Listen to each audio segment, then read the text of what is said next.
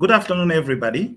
Welcome to today's webinar. My name is Mediacy, and I'm the Stakeholder Engagement Manager here at VUKA Group in the Power and Energy portfolio. Thank you very much for making time for this crucial dialogue around how municipalities can improve their revenue and how they can unlock those factors that can improve their revenue streams, as well as just looking at the factors that undermine the capabilities and effectiveness in local government.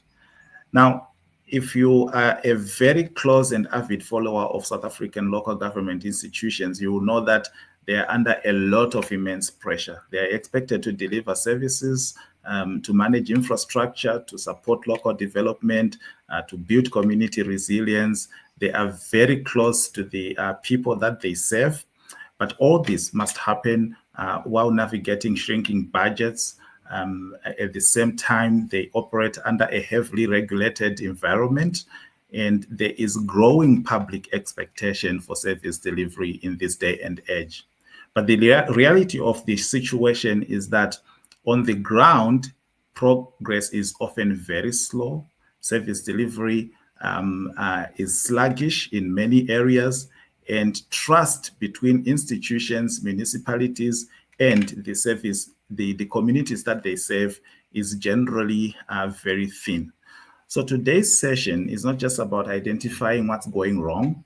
It's also about understanding why municipalities are struggling today. And so when we diagnose those issues, it will be much easier then to prescribe a solution. Without a proper diagnosis, it is usually very difficult to come up with solutions that actually work. So throughout our conversation today, we are going to really zone in not on the broader issues of why municipalities are struggling, but rather on the internal inefficiencies, particularly in the electricity business model, that quite quietly drain financial resources in these municipalities. These inefficiencies are usually invisible on the surface of it, and they are usually tied in the tariffs as well, and are usually not recoverable if they are not diagnosed or picked up very clearly. So conversation today is going to look at particularly the issue of unsupervised leaks in the municipal system. And we are going to see, as presentation are going to follow through here, that this is not just an operational problem. They present a structural risk that strengthens the financial sustainability of local government in South Africa.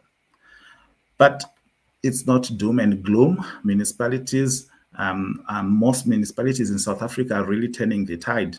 And through this conversation, we are going to see how, especially when we consider the models of cost of supply of electricity, how municipalities can really build resilience and avoid those unsupervised revenue leaks in the system.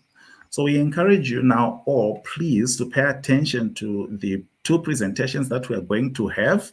There will be a dedicated question and answer section towards the end. And please use the chat box to really put in your comments there or your questions, so that by the time the presentations are done, then we can actually have a very meaningful question and answer segment. Please pay attention as the presentations are going through, and jot down some notes if you have to, so that you can use some of the insights in your everyday lives. So we are dividing this webinar in two sections. The first part is a presentation from Sustainable Energy Africa, and leading that conversation is Thabang Moshoete, who is an energy analyst at Sustainable Energy Africa. He has got a background in engineering, and he focuses on sustainable energy itself. He joined Sustainable Energy Africa in March 2023, and he has worked on different models with different municipalities around cost of supply studies, assisting municipalities using data and some of the modern innovations to help municipalities and to capacitate them as they endeavor on this journey of driving efficient, low-impact energy in municipalities in South Africa. And later on, we are going to have another presentation, and Ntswaki Masango, who is the Revenue Protection Manager at eMalahleni Local Municipality. So she manages large power users in her particular role, but she also focuses on revenue protection, which is a very important element of what we are going to discuss today. So without taking further ado, I want to invite on stage here Thabang, who is going to handle the first part of this conversation. And then later on, we'll invite Ntswaki, who is going to bring more like a ears on the ground type presentation of what she is observing. And then after that, we're going to take your question and answer and your questions from the chat box, and then we are going to discuss them with the two panelists. So over to you, Thabang. Thank you so much, Mediacy. So I'm about to present. So please let me know if my screen is showing. Nice one. I'd like to take this moment to firstly greet and welcome all the viewers and the listeners who are tuned in online to this very important and necessary session here. As you've seen, that this topic at the moment is very hot. Everyone is not happy with how the events are unfolding. But I'd like to assure you all that I'm not here to justify for all of these tariff hikes or for the decisions that were made in relation to what's been happening. But I'm here to share insights into what the data is saying. So we've looked at the 37 cost of supply studies from municipalities and tried to see how are the municipalities performing and how is this relating to the current tariffs that they're setting. So with that said, as you can see on the screen, the topic was then the unsupervised leaks in municipal revenue. Is there more to the story that you don't know of, or is everything as you see in the news? My name is Thabang Moshoete, and as they've already told you, I'm from Sustainable Energy Africa. So my presentation will be divided into three parts. So the first one is to say, when you look at the current tariff structures and the revenues that the municipality is recovering using these tariffs, is that enough to cover the cost of electricity supply? And then secondly, I'm trying to look at, is there elsewhere where the municipalities are not recovering their revenue? And how are these inefficiencies impacting their revenue as well as the ability to recover their costs? And then I'll move into the last part, which then concludes what I've been trying to say. So as we've been looking at the news and we've been reading articles, it's very clear to everyone at this point that the electricity prices are becoming more and more unaffordable to customers, particularly to the indigent customers. And at the same time, the municipalities are also struggling to pay their bills. So with that said, so there's three key objectives that we have in this particular study, as well as this presentation. The first one is, do the current tariff structures recover the cost of electricity supply? The second one is, where else are municipalities not recovering their revenue? And in the end, we just want to demonstrate that a cost of supply study should not only be used. Okay, sorry about that. Mediacy, I think there is a technical glitch. Okay. So finally, we would like to demonstrate that a cost of supply study should not only be used for compliance with the regulator when designing tariffs, but should also be used to see if the right costs are located to the right business areas. So firstly, I would like to start with this simplified business model of a distribution utility. So imagine this black box being the municipality who buys and supplies electricity to customers. And this one at the top right here being a residential customer, this one here being a commercial customer, and this one here being an industrial customer. So typically, a municipality would buy electricity from Eskom, and then he sells it to these three different customers. So in order to recover the costs that they spend at Eskom, they then design a tariff suitable to residential customer based on how much they're consuming this electricity. Then they design a tariff suitable to a commercial customer based on how much they're consuming the electricity, and they do the same for an industrial customer. But in reality, the municipality is not only spending money on buying electricity and supplying it, they also incur network costs as well as customer service costs. So in order to design the tariffs that will reflect these costs, you need an evidence of how you're incurring these costs. And to do so, you have what you call a cost of supply study. So a cost of supply study looks at, okay, in total, this is how much you're spending on energy cost, this is how much you're spending on your network, and this is how much you're spending to service your customers. So now I want to know then, for each of the customers that I have, how am I spending on each of these three costs? And then it sort of tells you, okay, for you to be fully cost reflective and be able to recover all of these costs, this is how you charge. But of course, tariff setting is not all science. You don't just look at the cost that you incur and then you design. So you have to look into other considerations. This is why we then have what we call tariff design principles. So when you read NESA's cost of supply framework, which is what guides how a cost of supply is conducted, you will see that they've listed the tariff setting principles so that when you design a cost of supply study, it enables the municipality as well as the regulator to assess if the principles are met.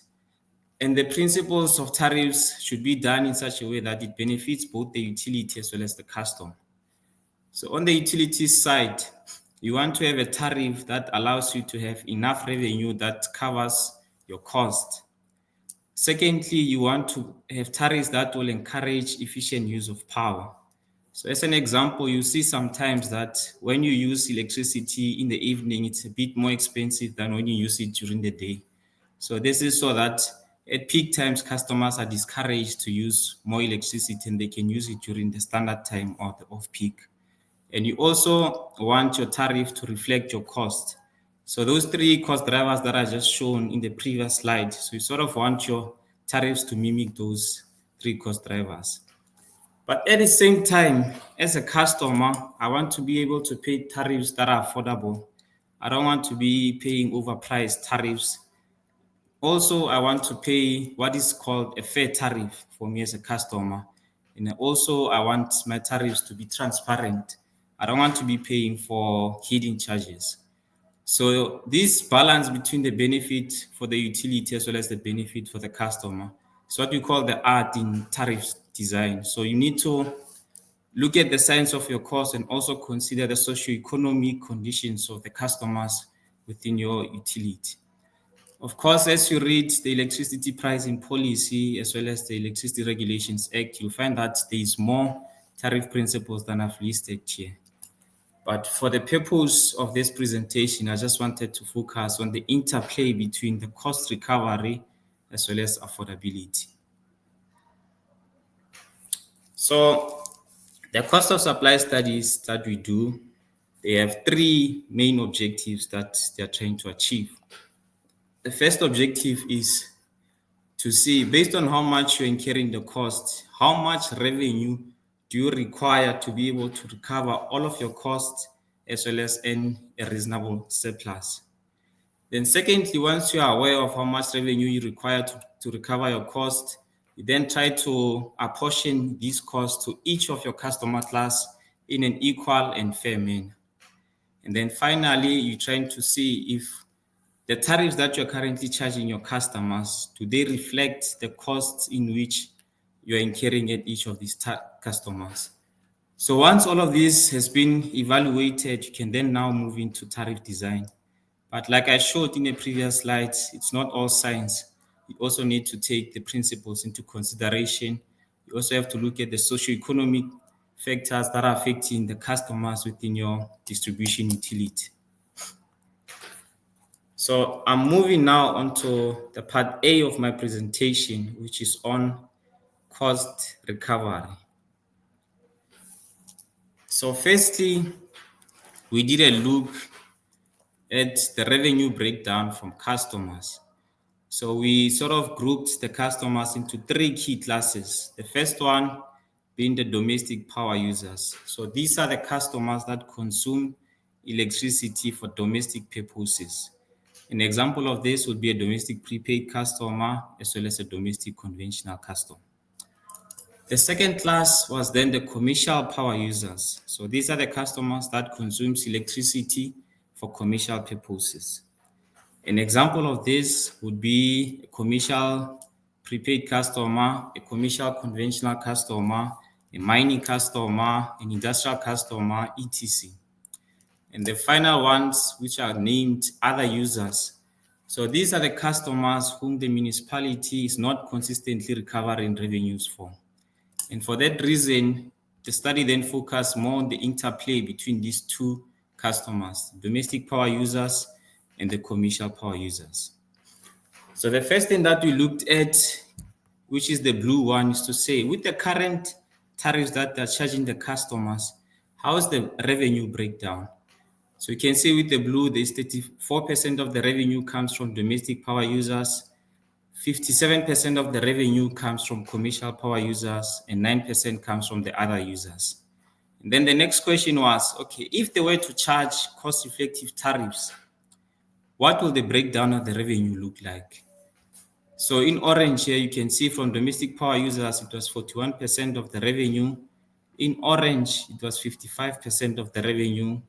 And the other users here, you see it's 4%. So in both scenarios, we can see that regardless of whether you are charging cost-effective tariffs or you maintain the tariffs that you have, the commercial power users, which will be labeled CPUs in the other slides, they are contributing the most towards the revenue of a municipality, whether you're using the current tariffs or cost-effective tariffs. And shifting from the blue to the orange, meaning if you were to change your current tariffs to cost-effective tariffs, this means that commercial power users will now pay a little bit less and your domestic power users will pay a little bit more. So this shows that there is already a cost subsidization that is taking place. What do I mean by this? It means that a commercial power user is already paying above cost and a domestic power user is paying below cost. So at the moment, the over-recovery of cost from the commercial power user is used to compensate for the under-recovery from the domestic power users. But we need to be very careful about this shift from the current tariffs to cost-effective tariffs, because this is not affordable to the low-income domestic customers. So at all times, we need to put this into consideration. So because we've already established that commercial power users are the major contributors towards the revenue of the municipality, we then wanted to look at how is the tariff structure compared to the cost structure for these particular customers. So in the right here, the block on the right here is the cost breakdown for the municipality that they incur when they servicing these customers. So in blue here is the energy cost, in orange is the customer cost, in gray is the demand cost. So what I mean by this is that of the total cost that they incur to service these customers, 70% of the cost is spent on buying electricity and servicing these customers. 16% of the cost is spent on customer service and 14% is spent on the network. So if they were spending 100 rand to service this customer, in simple terms, it means 70 rand was used to buy electricity and supply it to this customer. 16 rand was spent on servicing this customer and 14 rand was spent on the network. And on the left here, we then looked at, okay, from the revenue that they receive, how's the breakdown? So you can see in blue here, the 95% shows that 95% of the revenue that they're receiving from these customers is through the energy charges, the cents per kilowatt hour charge that they have. And 5% is through customer charges, which is the rent per customer per month. So of course, there are municipalities who do charge demand charges to this type of customers. But remember, this is an indicative picture looking at the holistic view of the 37 municipalities that we looked at on average. So each municipality will have its own unique picture of the diagram here. This is just an overall picture that we're looking at. And to some of the municipalities that already do have demand charges and revenue from that, when you compare it to the revenue that they receive from energy charges as well as from customer charges, it becomes a bit insignificant. So like I've already mentioned in the diagram here, you can see that 95% of the revenue comes from their energy charges and only 5% comes from their customer charges. Their cost to serve, on the other hand, there's three distinct costs, which are your energy, your demand, as well as your custom. So you can already see that there is a volumetric risk that is occurring here.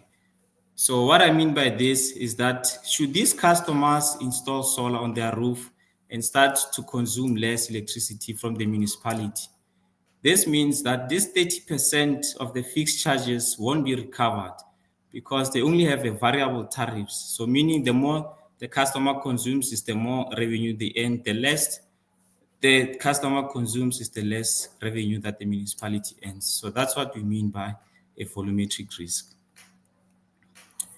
The next thing is to then look at, for the beneficiaries of the cross-subsidization, how is the tariff structure looking like as compared to the cost structure?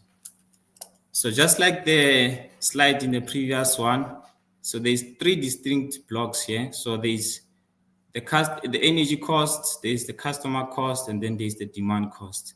And on the revenue, you can see it's only blue, meaning that majority of their revenue comes from energy charges. There are, of course, some municipalities who do charge other charges like your fixed charges, your demand charges. But when you look at the holistic view of the total revenue that they recover, so that is an insignificant cost as compared to the revenue that they recover from their energy charges. So like I've already mentioned that the municipalities are recovering 100% of their revenue from DPUs using energy charges. But when you look at the cost breakdown, it consists of the energy, demand, as well as customer charges. So this places a burden on the commercial power users to cross-subsidize domestic power users because they are not recovering any of the fixed costs here. And the challenge that we had from the previous slide is that even in the commercial power users, majority of the revenue is from their variable energy charges. So it means they are cross-subsidizing these customers using the commercial power users' variable charges. So if those customers now decide to buy less electricity from the municipality, it means the amount of money that is available to cross-subsidize these customers is no longer available. And then we did a sensitivity analysis exercise to say, when you look at, you see the blue line here, when you look at the current tariff structures that they have, what will happen if the commercial power users now buy less and less from the grid? And then in orange here is the cost-effective tariffs. We try to see if they were to shift towards cost-effective tariffs, what would happen to the revenue, to cost recovery if these commercial power users now they're starting to buy less and less from the grid? So you can see with the blue line that with the current tariffs, if the reduction in sales to commercial power users keeps on increasing, their cost recovery as well will also reduce significantly. So this poses a great threat to the municipal financial sustainability. However, when you look at the orange line here, you can see regardless of how much these customers are consuming from the grid, the municipality is still able to recover their costs 100%. So we then had a look at, with the current cost of supply studies, are the municipalities over-recovering or are they under-recovering? So we looked at, when you look at the total allowable cost, which is this one in green, the total 100% of the cost they incur, and then you compare that to the revenue that they receive. You try to see how much of the cost is recovered through the revenue and how much of the cost remains uncovered, which is the red one here. So from our analysis, we saw that the current tariff structures and levels do not recover enough revenue to cover the allowable cost of electricity supply. So at the moment, the revenue can only recover 77% of the allowable cost, and the 23% of the cost remains uncovered. So with the wrong tariff structures, this could only get worse. And the challenge that we see now is that increasing your tariffs by 23% to recover all of your costs will only continue to contribute to the unaffordability of tariffs, particularly to your indigent customers.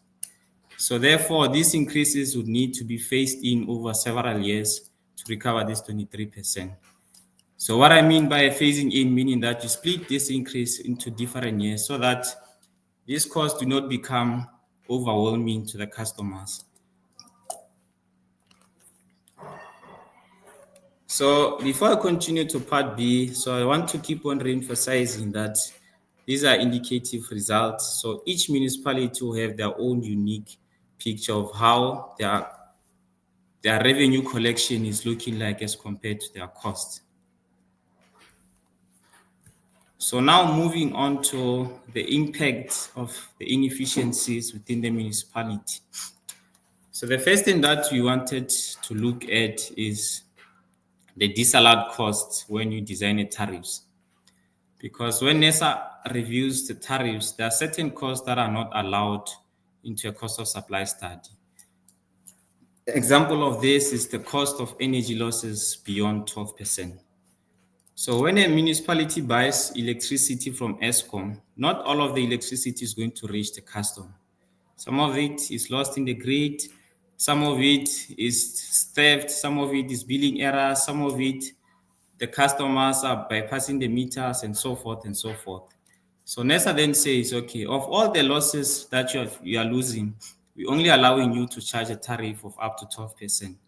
Anything more than 12%, unfortunately, is the money you lose that you can't recover using tariffs. So if your energy losses are sitting at 15%, it means you can only charge a tariff to recover the 12%, and the remaining 3% is money lost that you can't recover. Then there's an MD exceedance. So if the municipality exceeds the contracted capacity that they have with Eskom, they incur certain penalties. So these penalties are deemed inefficient cost when you designing tariffs to be included in the cost of supply study. The other ones would be interest on Eskom account as well as the bad debts. So when you look at the picture that we have here, you can see that majority of the disallowed costs were from the cost of disallowed losses, making about 78% of this. So because this is such a significant figure, the study then focused more on how these are impacting the cost recovery. And when we looked at the average of the losses across the municipalities that we assessed, we saw that there was on average 26% losses. So what this means is that because NESA only allows you to recover the cost of 12% of losses, means 14% of these losses unfortunately cannot be recovered using tariffs. So because in the previous diagram, I've already indicated that some of the losses are allowed, some of the losses are not allowed.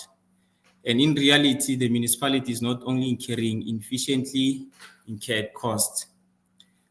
So then we got introduced to the concept of true cost, saying when you look at the current structure of the cost that the municipalities are incurring, how does this compare to their actual true cost? So when you look at the municipal's distribution forms, when you look at the municipal Eskom bills and so forth, you have a picture of what they spend in total. So this is what we call the true cost, 100% of the cost, 100% of what's leaving the account, how much they're spending. And of this 100%, a portion of it, which is green, is allowed to be used in a cost of supply study for tariff setting. And a portion of this true cost is disallowed, which is the one in red here. So as you can see, the municipalities are only allowed 82% of the cost to be used in the cost of supply study as well as tariff design, and 18% remains disallowed. So these are inefficient costs that the municipalities will need to work on in order to be able to meet their true cost. And the 77% recovery that I showed you that in the previous slide, that the revenue is able to recover 77% of the cost, it was 77% of these allowed costs. It was not 77% of the true cost. So then the next question was, if that's the case, then how much of the revenue is recovering the true cost? So we then had an investigation and looked at the comparison between the two, and we saw that the revenue is able to recover 69% of the true cost and 31% remains uncovered. So meaning that your true recovery of cost is 69% and your true under recovery is 31%. So this then brings the picture into more perspective that the municipalities are losing more than what they think they're losing. And this becomes a problem if this is not addressed. So the next thing that we then did was to say, okay, now that we are aware that there is firstly the true cost to serve and that the municipalities are bleeding from their inefficient cost. So we wanted to see what's going to happen if the municipalities were to fix their inefficiencies so that they don't have any disallowed costs, looking particularly at the energy losses beyond 12%. What do I mean is with this is that for all the municipalities that we assess, we try to see if their maximum losses were 12% and there's no one who had energy losses beyond 12%, how much will their revenue be? So as you can see from the structure here, the green bar here shows how much of the cost was recovered using revenue and how much was left unrecovered. So just looking at the losses, and even if you don't include other inefficient costs such as your NMD exceedance penalties, the revenue was able to recover 94% of the true cost, leaving only 6% that was unrecovered. So this shows that working on just the inefficiencies helps a lot in terms of significantly improving the cost recovery. And this, of course, like I've mentioned before, it's an indicative picture across these different municipalities. Each municipality, of course, will have their own unique picture of how their revenue compares to their costs. However, dealing with losses is not an easy task that you can say, okay, engineers here deal with the losses. It's a complex factor to deal with. So it is a factor of unaffordability of steep price increases. So as you can see from the image that you got from the source, poweroptimal.com, there was a comparison of how the Eskom tariffs have increased over the years in relation to the inflation. So you can see there was this huge jump of the Eskom tariff increases compared to the inflation. And this was the rate at 6 times the inflation. So this, of course, disadvantages poor customers, and they end up finding alternative means to deal with the unaffordability of electricity. The second point is that FBE targeting has squeezed out indigent households out. What I mean by this is that the number of people who are qualifying to receive FBE but are not receiving FBE has increased. So that, of course, is going to motivate some of the poor customers to find alternative means to bypass and get the units for free. And then we have poverty. We've seen the unemployment rates are quite high. So the number of indigent households have increased as well.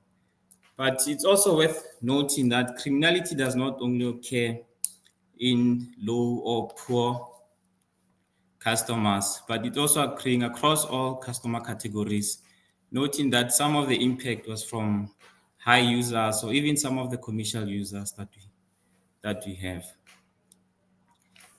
And then we are reaching the end, so I'm about to conclude on the presentation. So the first thing to note is that the cost-effective tariffs are going to enable the municipality to mitigate the volumetric risk that is associated with commercial power users reducing their consumption from the grid. And then secondly, without having correct tariff structures for commercial power users, the municipalities will lose the available over-recovery of costs that was previously used to cross-subsidize domestic power users. especially if the commercial power users were to reduce their consumption from the grid. And thirdly, although it is very logical to restructure your tariffs to reflect your cost drivers, because that's the science of looking at your cost and seeing how you can restructure your tariffs so that you recover that, they should be done in a phased increase approach. The customers are very sensitive to the tariff increases. You don't just want to overwhelm them at one go to say, okay, I'm under recovering by 23%, therefore I'm increasing by 23%, or I'm introducing a fixed charge and whatnot. This also involves public participations as well, just to gauge where the customers are comfortable with and where they are not. And then fourthly, we would like to recommend to the municipalities to invest more time in fixing their inefficiencies, as this has proven to improve the cost recovery more than just focusing on the restructuring of the tariffs. So this will ensure that the tariffs, they remain relatively more affordable than they are right now, while they ensure cost recovery for the municipalities. Thank you, Mediacy.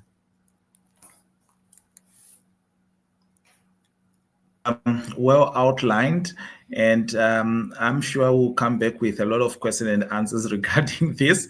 But you can go to the background now. Let me invite Ntswaki to do her bit before we take question and answer. I will also encourage you, men, to just look at the chat box there. There are a lot of questions that we'll discuss afterwards. So Ntswaki, over to you now for the last leg of this webinar.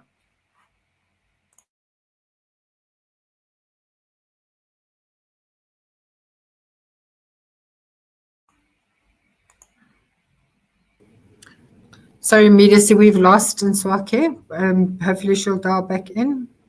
Maybe you want to move to Q&A with Thabang. All right. Okay, cool. So Thabang, you can just come in here. There are a couple of conversations that I just really wanted to discuss with you. A lot of these things are coming into a sharp focus, especially from our chat box. So if you don't mind just turning your camera on, then we can tackle some of the questions so long.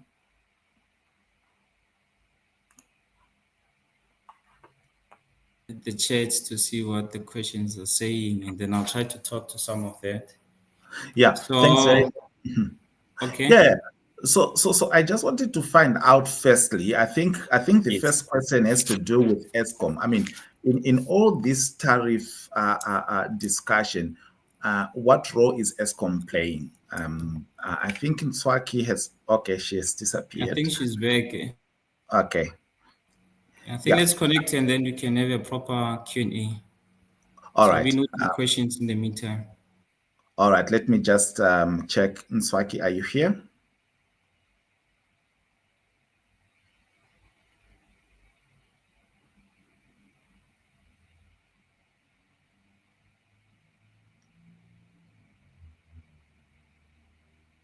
I know that Ntswaki had also suggested a backup speaker. I'm not sure if they have all fallen off.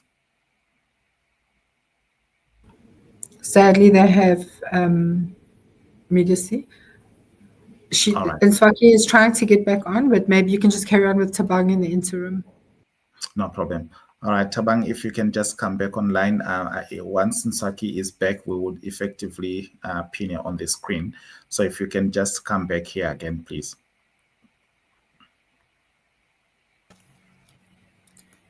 Okay, no, thank you so much. Just to say also I have Megan on the line as well. So if some of the questions remain unaddressed, she can jump into. Not a problem at all. So I'll try to ask these questions in a logical way as they come in, but I also have some gaps I wanna fill in there. But what role is Eskom playing in this tariff discussion? Okay. So firstly, let me clarify that we don't engage directly with the EXCOs, the municipal managers, or the political side of the municipality. So we mainly engage with the capacitation of municipalities in terms of cost of supply studies. So due to that lack of direct exposure to EXCOs, my answer may not be sufficient to the question. But from my knowledge, of course, it's mainly for the review and oversight of tariffs. So as the municipalities are about to submit the tariffs, they have to be reviewed by a certain committee to see if these tariffs are fair and affordable to some of the customers. So it's mainly on that, the oversight side of things. But how each municipality deals with that specifically, that's a question I think maybe Ntswaki might have a better review of. Okay, good. Another question I just wanted to ask you, I see Ntswaki is here. Ntswaki, are you all set to proceed with your presentation? Yes, Mediacy. All right, thank you very much. Thanks so much. So we'll leave it over to you then.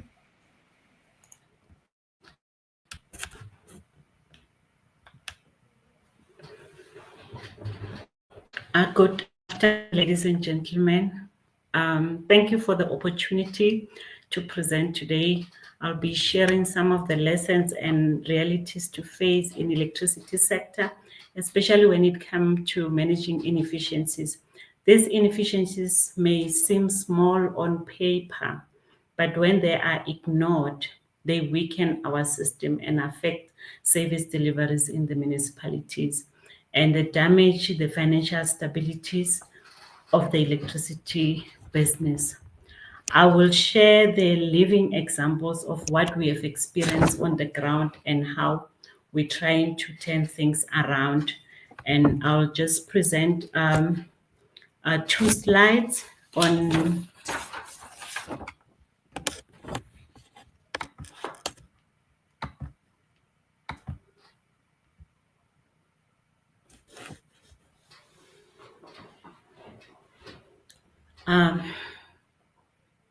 thank you very much. My name is Ntswaki Masango, as was indicated by Mediacy. I'm working for eMalahleni local municipality as the revenue protection manager. And I'll give 2 slides, and the 2 slides will be indicating how can the municipality tackle internal inefficiencies to build a more resilient electricity business. We have seen that internal efficiencies are not just technical. They include people, they include processes and systems. And I indicated those internal inefficiencies. The first one, it will be the community participation. As you know, the local government, we deal with community. And community participation, we need to involve the community and stakeholders when we do the planning. As municipalities, we have IDP where we discuss all the needs of the community. When people feel unheard, they are more likely to not to support the service. But then when people are heard, they are more likely to support the services. We've used education to teach about the dangers of illegal connection and the value of paying for electricity.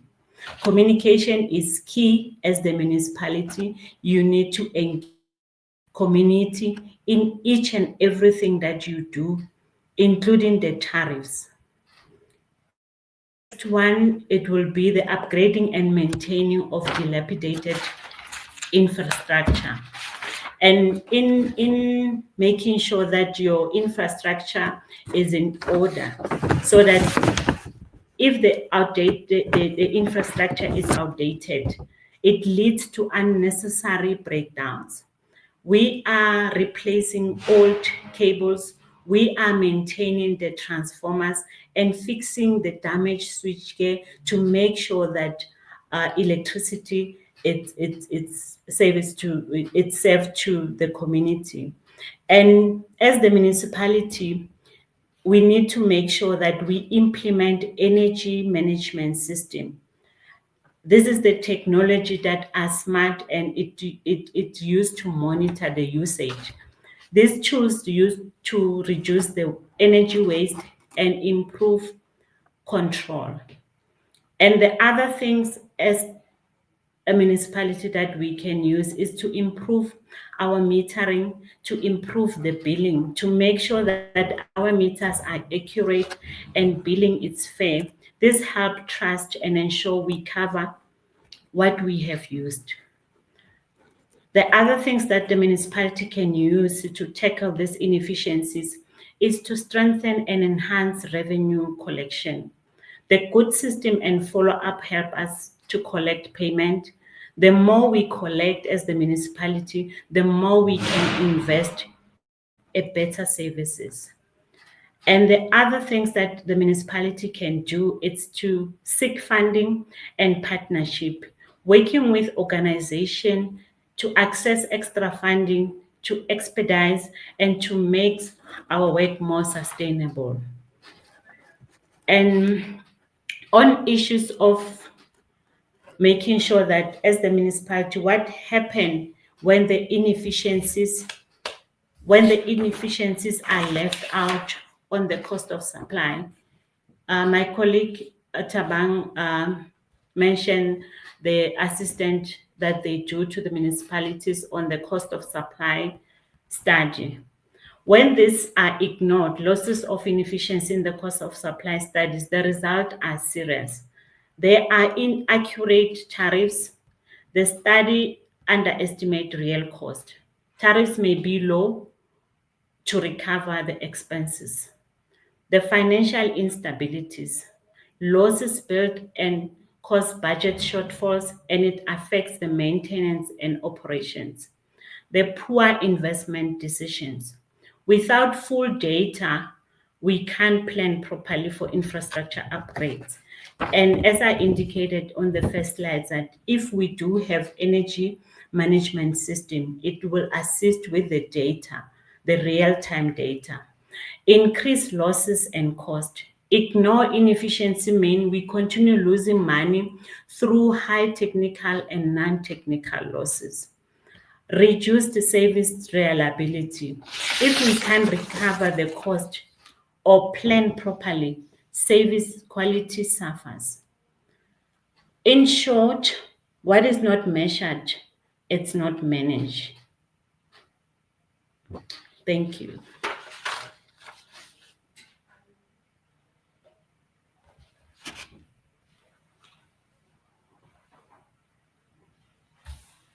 Encourage you to stay online, and Thabang, if you can also come through, and then we can actually start having our conversation here. So Thabang mentioned that he doesn't really interact that much close with the ExCos. Do you interact with the ExCos, Ntswaki, on your end, and what role do they play in this whole discussion of cost and supply and managing revenue leaks? Thank you, Mediacy. In our municipalities, we don't have ExCos. Okay, all right. So I think that's a conversation we need to follow up a little bit more. And Thabang, if you can also come through here, because this is a key question here around NMDs. You have mentioned them quite significantly in your presentation, and NMD is just notified maximum demand. So here is a question then. Why are NMD tariffs being charged if they are not allowed by NERSA? Okay, am I audible? Yes, you are. Okay. No, this is a very great question, because it sounds a bit unfair to the municipalities that, my NMD has been exceeded because the customers are consuming a lot and I'm paying penalties for that, But I can charge that to the customers when I'm doing the cost of supply studies. But in reality, the reality is that there are some municipalities who do have actually the maximum demand charges, to say that if you exceed a certain level of consumption in terms of your capacity, there are certain penalties that they do incur for exceeding. So that's sort of the money that they can use to pay off the penalties that the municipalities are incurring. But the penalty itself, it's deemed inefficient, because that shows lack of planning for capacity within the municipalities. Because you can contract for more if you know that your NMD is a certain level. You can contract for more so that you're able to meet your capacity at all times. But I believe Ntswaki can add a bit more to that because she works directly with the municipality. Ntswaki?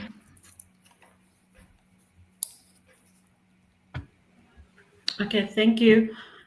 As the municipality, the NMD penalties from our side, it's being added from the ESCOM side. When you exceed on a certain intake, the ESCOM will penalize you on that exceedance. If you exceed more than 3 times, then they penalize you for the whole 12 months. All right. So then, as a result, naturally, when you build in these tariffs, you add NMD. The NMD, remember you apply for capacity. Yeah. If you exceed your capacity that you've applied for 3 times, then ESCOM will penalize you for the whole month, the whole year. So you have to pay that penalty for the whole year up until to the next financial year. Perfect. That makes sense, and I hope it answers the question there for you in the chat. Let's talk a little bit about this cross subsidization. Thabang, you also brought it up in your presentation a couple of times. And obviously, the big issue here is that more and more influential customers are moving are seeking alternative power sources. So what do you then recommend or suggest? What are the municipalities doing now? What are you observing municipalities putting in place as strategies to ensure long-term revenue solutions? Yeah. Okay. So yes, the first bet is redesigning your tariffs so that you have correctly structured, so that you're able to recover some of the costs that you're incurring. But we've seen that the customers are very sensitive to the restructuring. The second bet then becomes fixing your inefficiencies so that you can improve your cost recovery. But if all else fails, then obviously municipalities have to now explore external funding, for example, looking at national treasury grants as well as the subsidies. But that has a ripple effect as well, because that means that money has to come somewhere, and that's our taxes. So it's something that we don't want to do. So there are other ways that they can explore, which is loans and stuff to sort of cover the shortfalls. But that also means they have to be paid with interest, and that eventually affects the tariffs that they set. And then they can also explore private partnerships, because that means, there's capital investments, there's expertise that have been provided. But also that is, the political will then becomes an issue when it comes to private-public partnerships. So there are several options that they can explore, and all of these have disadvantages. So it's a matter of choosing what disadvantage is more bearable on your side as a municipality. Interesting. I really want to address maybe the second part of that question, and maybe I can start with you, Ntswaki, because this is, you can argue that this is a global issue really about energy theft, electricity theft, right? So the question there is, what preventative measures are in place to reduce or minimize electricity theft? What are you doing as a municipality to try to deal with this problem? Okay, thank you. As the municipality, we use smart metering. We've installed smart metering in our LPU customers, and then currently we are installing smart meters on residential, and then they assist us in detecting the tampering and then improving our billing accuracy. Thank you very much. And Thabang, do you have any additional comments to that? No, I think she's covered me. Okay.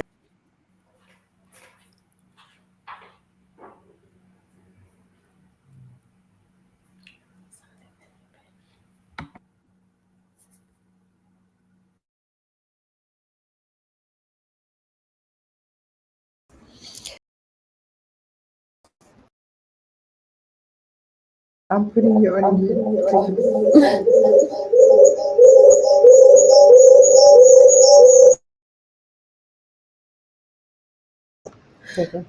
Good afternoon, ladies and gentlemen.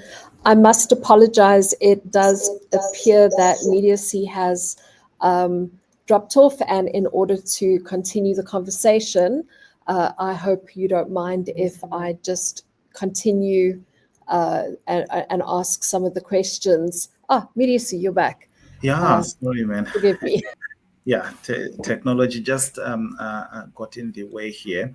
But yeah, I really wanted to ask the conversation really around, I've lost some of the questions here, but I'll pick them up. I think the system is just rebooting.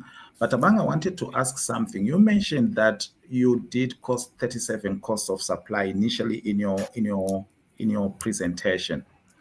Yeah. And the picture that you are presenting is that Yes. if we move towards cost reflective tariffs, municipalities are going to lose revenue. And you have suggested perhaps a way to say maybe they could be phased in over a period of many years. Do we have that time? That's question number one, and how else can municipalities sort of, I mean, I know you have mentioned a couple of things, public-private partnerships, but my question remains, if tariffs are not cost reflective, how else are municipalities going to remain sustainable in the current state without overburdening the consumer and maintaining that cost reflectivity? Okay, I think your question is a bit loaded. So the first part is I mentioned that the phasing can take in over several years. Yeah. And the question was, what do the municipalities do with the shortfall, or what's going to happen? Yes. Okay. So the first answer is, firstly, to the customer, I'm not going to get overwhelmed with a huge increase at first glance. But to the municipality, the shortfall is going to continue compounding, unfortunately. And that unfortunately means that there will be some of the increased debt to ESCOM, there will be infrastructure deterioration, there will be service delivery protests and whatnot because of service deliveries not coming across to the municipalities. But because the customer won't be too much overwhelmed with unaffordable tariffs, the good thing is that things like your energy theft and your energy losses and stuff can be catered for. So you can then recover through your inefficiencies that you were initially incurring because your tariffs were not affordable. So I think that's part one of your question. Mm-hmm. So the second part was what? Please remind me of the second part. What should municipalities be doing now in the interim? Yeah. Okay. I think Ntswaki can also respond to part of this, but the first one, firstly, is fixing the structures of your tariffs, particularly to the customers that you might lose them to embedded generation. Because if these customers are not buying less and less from you, it means you are losing some of the revenue that you're receiving from these customers. The second one, of course, you have to address the inefficiencies. I'll keep on emphasizing this thing. You have to address the inefficiencies and address the losses, of course. And then thirdly, you need some protective mechanisms to protect your indigent customers. What I mean by this, look into things like your free basic electricity, look into things like lifeline tariffs for these particular customers and stuff. So even cross-subsidization, that is more fair and transparent to the guys that are cross-subsidizing. This is so that these customers do not resort towards, the electricity theft and bypassing the meters and stuff. Mm-hmm. So, and maybe by extension, Ntswaki, I can come back to you because there's a direct question to this in the chat where it says that you mentioned about energy management systems. These should be done, I think the question actually quotes you there. But the question now is, have you implemented such systems in your own municipality?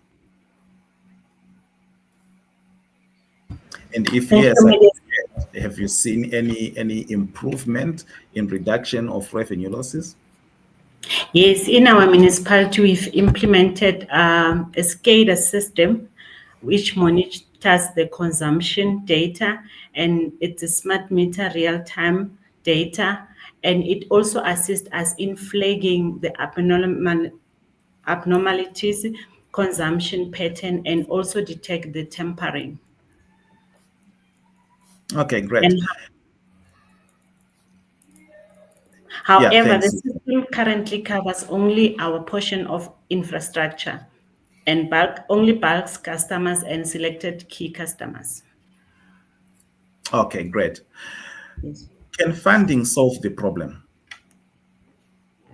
If municipalities get more funding, maybe from National Treasury or other organization, international or regional, can that solve the problem? Yes, it can. It can solve the problem. I'll give an example of the fund that we get from Department of Energy and Electricity that we are using for energy demand side management. We're looking at the low-hanging fruits, which is our public lighting. We retrofit them with the LED lighting, and it assists even with our internal consumption and reduce the losses. Okay, so the second part to this discussion is that we have been seeing billions being pumped into the municipalities. And then the question is that is it making real difference, or it's just money that is being flushed down the drain? I think that's a food for thought, but it is an addition to that particular question. Would you want to comment on that? No, let me not comment on that. All right, cool. Thabang, any last remarks from your end? I mean, for me, the challenge, we are having conversation with utility CEOs across Africa, and this issue of cost reflective tariffs is a problem. I think on last check globally, now I'm talking, only 3 countries had cost reflective tariffs. Are we backing up the wrong tree here? Are we going to get to a point where energy tariffs are really going to be cost reflective? That's part of the question, without burdening the poor of the poorer. Is this an attainable goal? In the short term, no, because the tariffs as they are at the moment are very unaffordable to customers. But ideally, you want to shift more towards that route of being able to recover your fixed cost, particularly from your commercial power users. So like I've already mentioned, these are the customers that are most likely to move towards embedded generation. And if they no longer buy from you, where are you going to receive the revenue? And as I've demonstrated, that's where majority of the revenue is coming from. And like I've already mentioned, customers are very sensitive to change. When you start to introduce, if I was a residential customer, and then out of nowhere you're telling me that I have to pay a fixed charge of 200 rand. So that's going to be a backlash, of course. So that's not going to happen. So I think there should be specific targeted customers where you can sort of be in the journey of trying to reach to what's correct structuring of your tariffs, particularly to recover your fixed charges. But your certain types of customers, such as your residential customers, especially the poor ones, this is not something that is attainable in the current climate. And while you're doing the restructuring of your tariffs, you should couple this or pair this with protective mechanisms for the indigent customers, so that they are not discouraged from buying electricity from you, and they're also not encouraged to find alternative means. I hope I've covered you. Yeah, thanks very much. I think this is a conversation we could drag on for much longer, but thank you very much for your time this afternoon. It was really, really insightful. And just for our audience, please remember that a recording of this will be shared. I know that there's a question where Thabang, you have been asked to explain one other slide. So if you are sitting in the audience and you want to go back to this presentation, please watch the video on demand, which will be posted in the next 24 hours. So that's number one. And let me just take this opportunity just to make a couple of announcements regarding some of our upcoming events.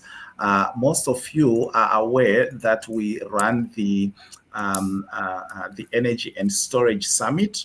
It's coming up on the 4th and the 5th of November here in Johannesburg at Maslow Hotel. So if you just do a basic Google search on CNI Energy and Storage Summit, you should be able to pick up our website there. But we have also gone into Africa and creating a regional footprint with this particular event as well. And it's coming up in Zambia on the 27th to the 28th of August 2025. So if you are interested in CNI sector, energy and storage solutions, please make sure you are part of those conversations. And if you're also interested in speaking and sharing some of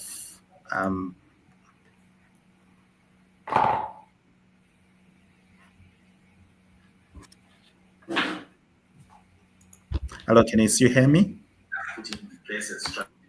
I can still hear you. Oh, okay. Yeah. So if you're interested in speaking or sharing any insights around this, even from a sponsorship perspective, please do feel free to reach out and we'll be sure to come back to you. Otherwise, thank you very much for your time this afternoon. And it was a pleasure to be with all of you. See you again on the next slide.